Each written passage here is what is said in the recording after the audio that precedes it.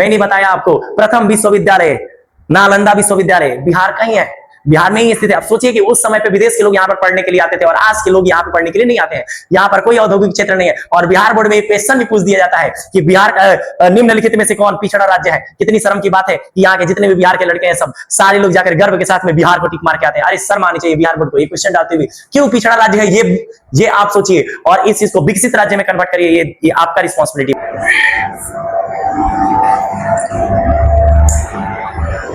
तो कैसे हैं आप सभी लोग? मैं रितेश आर्य जीएसएस फैमिली में आप सभी लोगों का फिर से स्वागत करता हूं। दोस्तों आप सभी को पता चल गया होगा कि बीपीएससी टीआरई 4 का नोटिफिकेशन जारी हो चुका है और जिसमें आई थिंक 32,000 समथिंग अराउंड सीटें दिखाई जा रही है, जिसके लिए पीटी और मेंस के एग्जामिनेशन की तैयारी चल रही है। ऐसा तो पहले से ही पता था कि पीटी और मेंस लेगा, पीटी और मेंस से कोई दिक्कत नहीं है, वो पीटी कराए मेंस कराए। अब यदि कोई स्नातक करके बीएड का एग्जाम देकर बीएड का एंट्रेंस दे, फिर बीएड करे, बीएड के बाद से सीटेट स्टेट ये सारी चीजें क्वालिफाई करे, उसके बाद से पीटी और मेंस के लिए कोई दिक्कत नहीं है। लेकिन एक मेरा भी पॉइंट ये है कि यदि कोई शिक्षक पीटी मेंस इतनी सारी क्वालिफिकेशन दिखाने के बाद से फिर वो जाएगा तो अपना पढ़ाएगा, वो सारी चीजें करेगा, इतना चीज करता है एक स्कूल को चलाने के लिए, तो क्या उन नेताओं की भी तो डिग्री जांच होनी चाहिए ना? उनके लिए भी तो एक एग्जामिनेशन की तैयारी रखनी चाहिए ताकि वे लोग कम से कम मिनिमम क्वालिफिकेशन तो उनके पास होनी चाहिए कि वो लोग उस पद के लिए हकदार हो। हर एक पद के लिए एक आप सारी चीजें रख रहे हैं, एक गुणवत्तापूर्वक आप देना चाह रहे हैं शिक्षक, तो क्या बिहार की जनता ये नहीं मांग कर सकती कि गुणवत्तापूर्ण एक नेता हो जिसके पास क्वालिफिकेशन हो, जो पढ़ा लिखा हो और जो अच्छे तरीके से बिहार के भविष्य को सुधार सके। इतनी लज्जा नहीं आती है कि जो बिहार में ही रह के और बिहार बोर्ड में ही आप क्वेश्चन डालते हो कि ये पिछड़ा राज्य कौन है? शर्म नहीं आती है?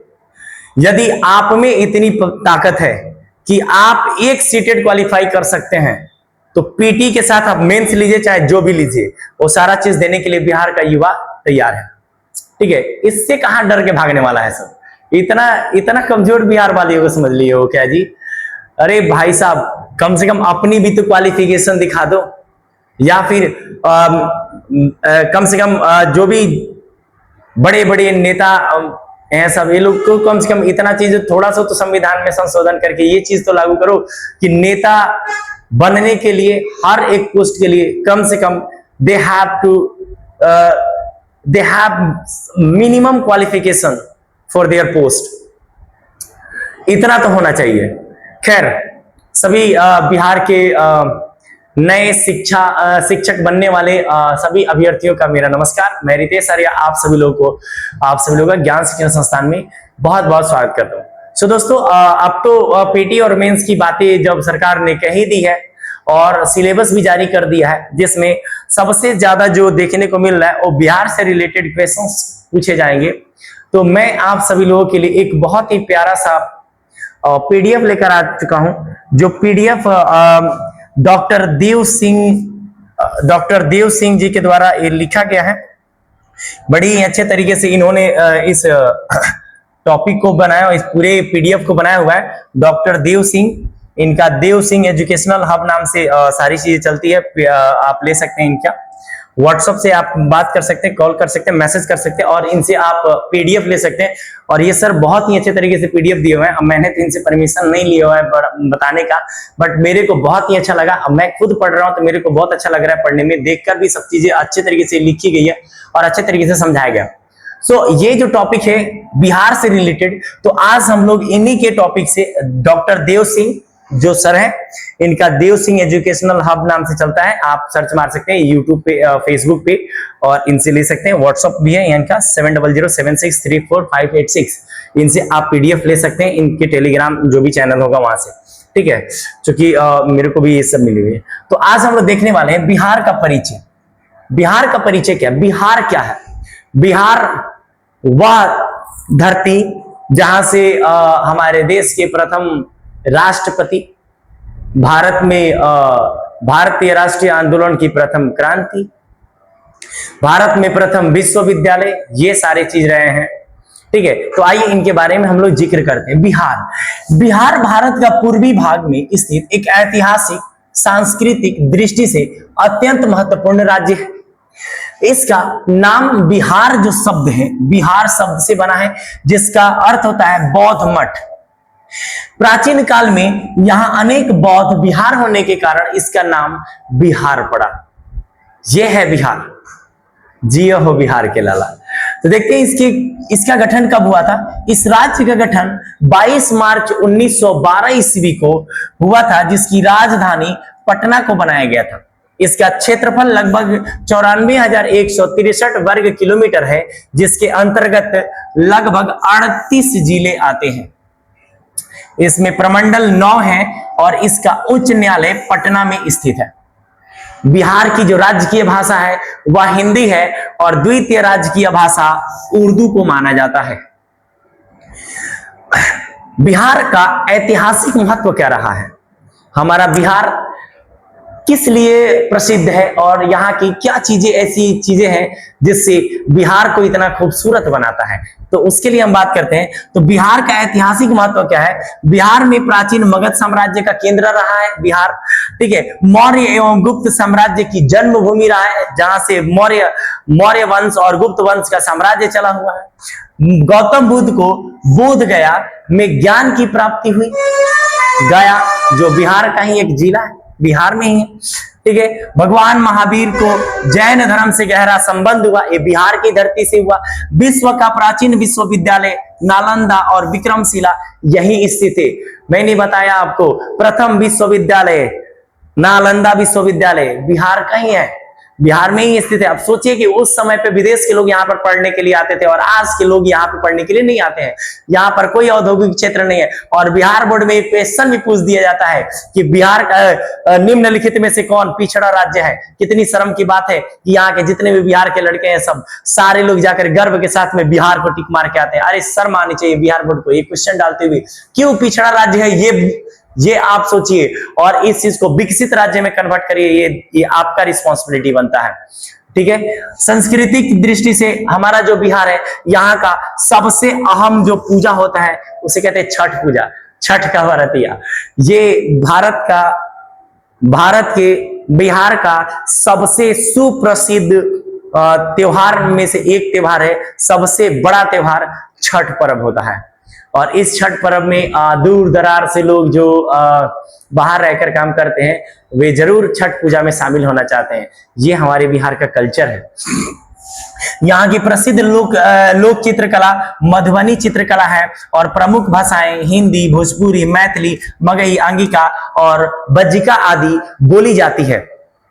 और एक और चीज क्वेश्चन में पूछा जाता है कि सबसे ज्यादा भोजपुरी कहाँ बोली जाती है, तो उसका आंसर होगा मॉरिशस। ये हमारे बिहार का सूर्य देवता को समर्पित हमारे बिहार में जो भी, चूंकि हमारा बिहार कृषि प्रधान राज्य है, ठीक है, जिसकी भौगोलिक स्थिति उत्तर में नेपाल है, दक्षिण में झारखंड, पूर्व में पश्चिम बंगाल और पश्चिम में उत्तर प्रदेश से सुसज्जित हमारा ये पूरा बिहार है। राज्य के मध्य से गंगा नदी पश्चिम से पूर्व की ओर बहती है। ये भी इंपॉर्टेंट पॉइंट है, आप लोगों को नोट करना चाहिए। गंगा नदी, गंगा का धारा किधर से किधर बहता है, तो पश्चिम से पूरब की ओर बहती है। बिहार में उत्तर एवं दक्षिण बिहार में विभाजित करती है और बिहार को उत्तर एवं दक्षिण बिहार में विभाजित करती है, अलग अलग बांटती है। यहाँ की अर्थव्यवस्था क्या है, हमारे बिहार का पावर, जैसे हमारे बिहार की आर्थिक स्थिति सुधारी जा सकती है, वो क्या है। तो अर्थव्यवस्था में हमारा जो बिहार राज्य है वह एक कृषि प्रधान राज्य है, जहां पर सबसे प्रमुख फसलें जो होती हैं धान, गेहूं, मक्का, गन्ना, दालें, मखाना आदि उगाई जाती हैं। और बिहार की एक बड़ी खूबसूरती चीज है कि जो लीची जो होती है, और लीची जो है वह मुजफ्फरपुर का सबसे प्रसिद्ध फलों में से एक फल माना जाता है। लीची मुजफ्फरपुर, मखाना मिथिलांचल से, और मधुबनी पेंटिंग जो पूरे विश्व भर में प्रसिद्ध है, मधुबनी पेंटिंग है। और ये भी इंपॉर्टेंट टॉपिक है जो कि बड़े ही अच्छे तरीके से डॉक्टर देव सिंह जी ने इसको डिराइव किया हुआ, बड़ी अच्छे तरीके से बनाया हुआ है। मैं इनका लाख लाख धन्यवाद देना चाहूंगा सर, जो इतनी अच्छी पीडीएफ प्रोवाइड करा रहे हैं, बड़ी अच्छी तरीके से पीडीएफ जो फ्री ऑफ कॉस्ट सभी लोगों तक शिक्षा पहुंचाने का कार्य कर रहे हैं। Heads of this man. Next यदि हम चले बिहार का इतिहास। बिहार का इतिहास क्या है? बिहार का इतिहास प्राचीन काल से ही महत्वपूर्ण रहा है, क्योंकि बिहार में ही सबसे पहले जो राज्य बना था वो था मगध। मगध साम्राज्य, चूंकि जो महाजनपद 6ठी शताब्दी ईसा पूर्व में अंगुत्तर निकाय के अंतर्गत एक चीज मिलता है, जिसमें जब उत्तर वैदिक काल जब शुरू हुआ तो उसके पश्चात हमारे छोटे छोटे राज्यों का निर्माण होने लगा। छोटे राज्य के जो राजा थे, सामंत लोग, वो अपने क्षेत्र विस्तार को बड़ा करने लगे और बड़ा करते करते उसको तब्दील कर दिया राज्य में, जिसे जनपद नाम दिया गया। और बाद में ऐसे ही पूरे भारत क्या पूरे विश्व में केवल 16 ही जनपद हुआ करते थे, जिन्हें हम महाजनपद कहा करते थे। महाजनपद का सबसे जो बड़ा साम्राज्य था वह था मगध। वैशाली जो था वह विश्व का पहला गणराज्य माना जाता है, और यही वैशाली यानी कुंडल वन में, कुंडलपुर जिसे कहा जाता है, वहीं पर महावीर स्वामी का जन्म स्थान है, जन्म हुआ था। भगवान बुद्ध को बोध गया यानी गया में बोधि वृक्ष, जिसे पीपल का वृक्ष कहा जाता है, उसी के नीचे निरंजना नदी के किनारे इनको वैशाख की रात्रि 12 बजे इनको ज्ञान की प्राप्ति हुई थी। और वो ज्ञान क्या थे? सब ज्ञान थे, जैसे इस संसार में दुख का कारण है इच्छा या वासना, इसकी दुख का कारण है, और इसका निवारण अष्टांगिक मार्ग के रूप में दिया था। अर्थात वो गौतम बुद्ध को भी ज्ञान की जो प्राप्ति हुई थी वो बिहार में हुई थी। अरे शिक्षा मंत्री जी, आपको ज्ञान की प्राप्ति कब होगी? आप तो इस पावन धरती पे पैर रखे हुए हैं, कम से कम इतना तो सोचिए कि गुणवत्तापूर्ण शिक्षा केवल एग्जाम लेने से नहीं होता है, आपके वहां पे भी जो लोग बैठे हुए उनकी भी गुणवत्ता पूर्वक जांच करनी चाहिए। चलिए आगे बढ़ते हैं और देखते हैं राजगिरी जिसे आज के जमाने में राजगीर के नाम से जाना जाता है, यह मगध की पहली राजधानी बनी थी। तो पूछा जाता है कि मगध की पहली राजधानी कौन थी? तो राजगिरी पुराने जमाने के नाम में और आज के नाम में राजगीर नाम पड़ता है। यहीं पर हर्यक वंश यानी इसका जो समय काल है 544 से 412 ईसा पूर्व, इधर उधर थोड़ा बहुत हो सकता है, ठीक है। और हर्यक वंश जो था वह पहला साम्राज्य बना, जिसके संस्थापक बिंबिसार थे। बिंबिसार शुरुआती तौर पे अपने राज्य विस्तार को बड़ी रणनीति के आधार पर इन्होंने फैलाना शुरू किया। ये वैसे राज्यों से आक्रमण करते थे जहां पे कुछ राज्यों को तो आक्रमण करके जीत लेते थे, और कुछ जगहों पे विवाह संबंध स्थापित करके उस राज्य को अपने राज्यों में मिला लिया करते थे। तो विवाह संबंध स्थापित कर करके बिंबिसार ने अपने हर्यक वंश को बहुत ही बड़ा बनाया, जिसमें सबसे जो प्रसिद्ध शासक रहा वो अजातशत्रु इनका लड़का रहा। इनके लड़के का नाम था अजातशत्रु। अजातशत्रु विवाह के लायक जब हुआ तो ये अपना विवाह, इनका ब्याह ना करके वो अपना ही विवाह कराए जा रहे थे, जिसके चलते इन्होंने क्या किया, एक समय देखकर बिंबिसार किया था, यानी अपने ही पिता की हत्या कर दी, जिसके चलते अजातशत्रु पितृहंता के नाम से फेमस हो गया। अजातशत्रु का एक लड़का था जिसका नाम था उदयन ने अपने पिता यानी अजातशत्रु की हत्या कर दी। चूंकि हर्यक वंश के अंतर्गत आने वाले जितने भी राजा हुए, इन सभी को पितृहंता राजा के नाम से जाना जाता है, ठीक है। अजातशत्रु ने पाटलिग्राम की स्थापना की। हालांकि पाटलिपुत्र की स्थापना उदयन ने करी थी। पाटलिपुत्र की स्थापना उदयन ने करी थी। अगर उदयन आंसर में नहीं रहता तो अजातशत्रु ने पाटलिग्राम की स्थापना की, जो आगे चलकर पाटलिपुत्र कहलाया, क्योंकि पाटलिपुत्र की स्थापना उदयन ने करी थी। इसके बाद नंद वंश का शासन रहा, जो कि 345 से लेकर 322 ईसा पूर्व तक रहा। इसके जो संस्थापक थे महापद्मनंद ने नंद वंश की स्थापना करी थी, जिसका अंतिम शासक जो थे वह था घनानंद एक बहुत ही घोर अय्यास टाइप का राजा था, जो हमेशा नशे में चूर रहता था, और इसने अपने बचाव के लिए बहुरूपिया नियुक्त कर रखे थे। चाणक्य इनके शासनकाल में वित्त मंत्री कह सकते हैं कि उसके रूप में कार्यरत थे, लेकिन इनको जो उनके राज्य में जो घोटाले हो रहे थे वो चीजें पसंद नहीं है, जिसके चलते इन्होंने राजा से ये बातें कहनी चाहिए, लेकिन राजा ने इनकी बातों को स्वीकार नहीं किया। बाद में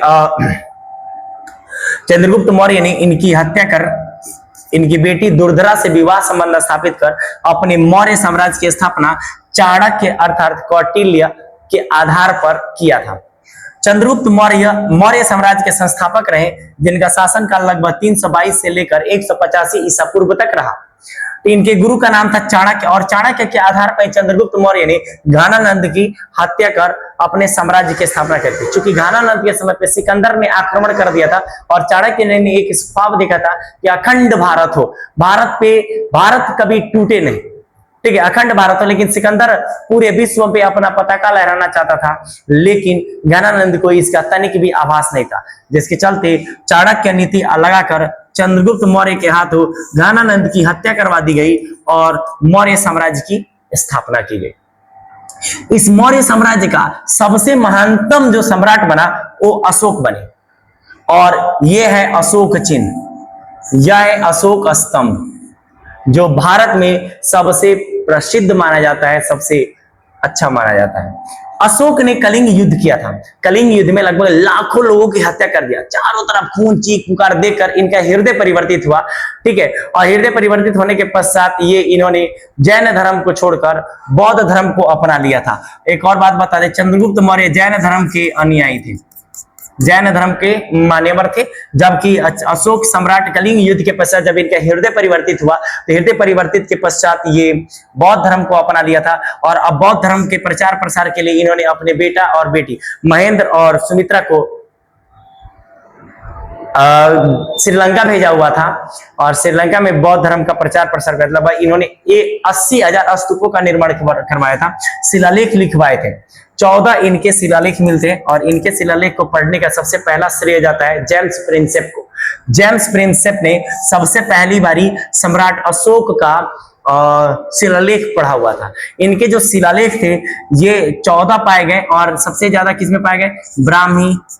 ब्राह्मी, खरोष्ठी, अरमाइक और ग्रीक भाषा में सबसे ज्यादा ब्राह्मी भाषा में पूछे गए मिले थे। क्योंकि एक क्वेश्चन पूछता है कि बाई से दाई या दाई से बाई कौन लिखा जाता है, तो खरोष्ठी लिखा जाता है। फिर थोड़ा सा पकड़, थोड़ा सा कम। चलिए, इसके बाद आधुनिक युग, आधुनिक काल में आते हैं। तो आधुनिक काल की यदि हम लोग बात करें तो आधुनिक काल में देखेंगे हम लोग। चलिए, आधुनिक काल को थोड़ा देर के लिए स्टॉप करते हैं, इसके बाद से आते हैं इधर में 4 नंबर और 5वां नंबर। 5 नंबर आते हैं गुप्त साम्राज्य। गुप्त साम्राज्य, इसके बाद से गुप्त साम्राज्य के बारे में बात करते हैं। बाकी बीच में बहुत सारे मौर्य साम्राज्य में अशोक है, अशोक के बाद से बृहद्रथ था, बृहद्रथ की हत्या पुष्यमित्र शुंग ने कर दी थी, उस पर हम लोग बाद में चर्चा करेंगे। आगे आते हैं, क्योंकि उसका उतना ज्यादा इसमें रोल नहीं है, इसीलिए रोल नहीं है, तो इसको हम डायरेक्टली पढ़ते हैं गुप्त साम्राज्य की। गुप्त साम्राज्य का शासनकाल 320 से लगभग 550 ईस्वी तक रहा। 320 से 550 ईस्वी तक। इसके संस्थापक थे श्रीगुप्त। गुप्त साम्राज्य की स्थापना श्रीगुप्त ने करी थी, और इस साम्राज्य का सबसे महानतम जो शासक हुए समुद्रगुप्त हुए थे। समुद्रगुप्त को भारत का नेपोलियन कहा जाता है, क्योंकि ये पहले की घटना है और नेपोलियन बाद की घटना है।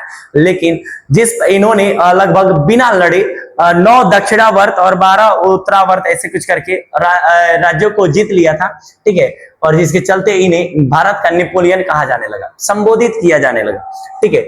चंद्रगुप्त उसके बाद से थे चंद्रगुप्त द्वितीय विक्रमादित्य। इन्होंने विक्रमादित्य की उपाधि धारण कर रखी थी। इस काल को भारत का स्वर्ण युग का काल कहा जाता है, क्योंकि ये बहुत ही विकसित साम्राज्य के रूप में उभर कर आया हुआ था। यह है बिहार का इतिहास। कहां आप ऐसे वैसे देखते हैं कि बिहार पिछड़ा राज्य है। महाराज, बिहार तो सबसे अग्रणी राज्य होना चाहिए, ठीक है। और पिछड़ा राज्य इसलिए क्योंकि दुर्भाग्यपूर्ण आप जैसे लोग वहां पर बैठे हुए हैं, जिसके चलते बिहार का इतना दुर्दशा खराब हुआ है, ठीक है। चलिए, अब मैं बहुत ज्यादा इस पे चर्चा नहीं करूंगा, क्योंकि ये आपका कर्तव्य है, आप नेता है, आपके पास पावर है, आप इसको देख सकते हैं, ठीक है। आगे बढ़ते हैं और देखते हैं पाल वंश। इसके बाद हमारे बिहार में पाल वंश का राज रहा। लगभग 750 से 1161 ईस्वी तक इन्होंने राज किया था। इसके संस्थापक थे गोपाल, इनके संस्थापक थे गोपाल। और इस वंश के सबसे प्रमुख जो शासक रहे वो धर्मपाल और देवपाल रहे। और इन्हीं के समय में नालंदा और विक्रमशिला जैसे विश्वविद्यालयों का संरक्षण किया गया था, और उसे बनवाया भी गया था, और उसकी सुरक्षा भी करी गई थी। बात करते हैं मध्यकाल की। मध्यकाल में बिहार पर दिल्ली सल्तनत और बाद में मुगल शासन भी रहा। बिहार में मुगल शासन और दिल्ली सल्तनत का भी शासन काल रहा, और यहीं पर शेर शाह सूरी का जन्म सासाराम में हुआ था। और सासाराम में इनका नाम शेर शाह सूरी, क्योंकि शायद आई थिंक ऐसा था कि जिस बचपन में ही इन्होंने शेर को मार दिया था, जिसके चलते इनकी उपाधि शेर शाह सूरी की दे दी गई थी। इनका भी जन्म बिहार के सासाराम में हुआ था। सोचिए, इन्होंने ग्रैंड ट्रंक रोड का विकास करवाया था। शेरशाह सूरी ने ग्रैंड ट्रंक रोड का विकास करवाया था। महत्वपूर्ण ऐतिहासिक स्थल कहाँ है? बिहार में जो महत्वपूर्ण ऐतिहासिक स्थल है वो उसमें से महाबोधि मंदिर बोध गया में, नालंदा विश्वविद्यालय नालंदा में, वैशाली प्रथम गणराज्य, राजगीर मगध की प्रथम राजधानी, ठीक है, विक्रमशिला जो भागलपुर में स्थित है, ये विश्वविद्यालय, ये सब बिहार की है सर। कहां सोए हुए हैं महाराज? ये बिहार से, बिहार, वो बिहार जिसको आप लोगों ने पिछड़ा राज्य बनाकर रखा हुआ है महाराज। कैसे चलेगा ये सब? ये सब के लिए एक ही चीज कहना चाहेंगे, वो खान सर वाला खरकोचहा बास। ठीक है, चलिए आगे बढ़ते हैं। 8वां नंबर देखते हैं, आधुनिक काल। आधुनिक काल लगभग 1764 ईस्वी में बक्सर का युद्ध यहीं पे हुआ था, जिसके बाद अंग्रेजों का प्रभाव बढ़ा। ठीक है, अंग्रेजों का प्रभाव बढ़ने का कारण यह था कि एकत्वता की कमी थी, जिसके कारण अंग्रेजों का प्रभुत्व इतना समय तक रहा। अगर एकत्वता की कमी ना होती और मीडिया, आज का जमाना जिस तरीके से चल रहा है, अगर इस तरीके का माहौल रहता तो उस समय पे भी 1857 आते आते तक पूरी तरह से अंग्रेजों का सफाया हो जाता। लेकिन चूंकि ऐसा नहीं हुआ, क्यों नहीं हुआ? क्योंकि बिहार की कंडीशन नहीं, पूरे भारत की कंडीशन वैसी थी। 1912 ईस्वी में बिहार जो था वो बंगाल से, चूंकि बिहार जो है वो बंगाल का ही हिस्सा हुआ करता था। बाद में 1912 में बिहार बंगाल से क्या हो गया? अलग हो गया। ये भी एक क्वेश्चन पूछता है कि बिहार बंगाल से कब अलग हुआ था? 1912 ईस्वी को बिहार बंगाल से अलग हुआ और एक अलग राज्य यानी एक अलग प्रांत के रूप में बना। 1936 ईस्वी में उड़ीसा बिहार से अलग हुआ। उड़ीसा भी पहले बिहार में हुआ करता था, जो कि 1936 ईस्वी में यह भी बिहार से क्या हो गया? अलग हो गया। और 15 नवंबर 2000 को झारखंड बिहार से अलग हो गया। ये भी क्वेश्चन बन सकता है, ये पूछा जाता है नॉर्मली जो भी एग्जामिनेशंस होते हैं। मे भी हो सकता है कि इस टाइप का क्वेश्चन बने कि पूछे कि झारखंड बिहार से कब अलग हुआ था, तो 15 नवंबर 2000 को झारखंड बिहार से अलग हुआ। 1936 में ओडिशा अलग हुआ और 1912 में बिहार से बंगाल अलग होकर अलग प्रांत बना। आगे बढ़ते हैं और देखते हैं परीक्षा के दृष्टिकोण से कैसे महत्वपूर्ण क्वेश्चन्स पूछे जाते हैं। तो पूछता है कि बिहार का जो प्राचीन नाम है उसका नाम क्या था? तो पहले बिहार का नाम मगधे था। पहले बिहार का नाम मगध था, बाद में बौद्ध मठ के आधार पर बौद्ध मठ को बिहार कहा जाता था, उसी के नाम पर इसका नाम रख दिया गया बिहार। यहाँ की प्रथम जो गणराज्य था वैशाली था। ज्ञान की प्राप्ति यानी महात्मा बुद्ध को ज्ञान की प्राप्ति कहाँ हुई थी? बोध गया में हुई थी। ठीक है, मौर्य साम्राज्य की राजधानी कहाँ थी? पाटलिपुत्र। और पाटलिपुत्र की स्थापना किसने करी थी? याद रखिएगा, उदयन ने करी थी। अगर उदयन नहीं दिया रहता है तब अजात शत्रु मारते हैं। ठीक है, आगे बढ़ते। मौर्य साम्राज्य की राजधानी पाटलिपुत्र थी। भारत का स्वर्ण युग गुप्त काल जो बिहार में ही था महाराज। देखिए, विश्वविख्यात विश्वविद्यालय नालंदा और विक्रमशिला बिहार में है। नालंदा विश्वविद्यालय नालंदा में, विक्रमशिला विश्वविद्यालय भागलपुर में स्थित है महाराज। देखिए, शेरशाह सूरी का जन्म सासाराम में हुआ था। इन्होंने पूरे बड़े बड़े किलाओं का आविष्कार करा उसमें। ठीक है, और इन्होंने ही विक्रमशिला और नालंदा विश्वविद्यालय का संरक्षण कार्य किया था शेरशाह सूरी।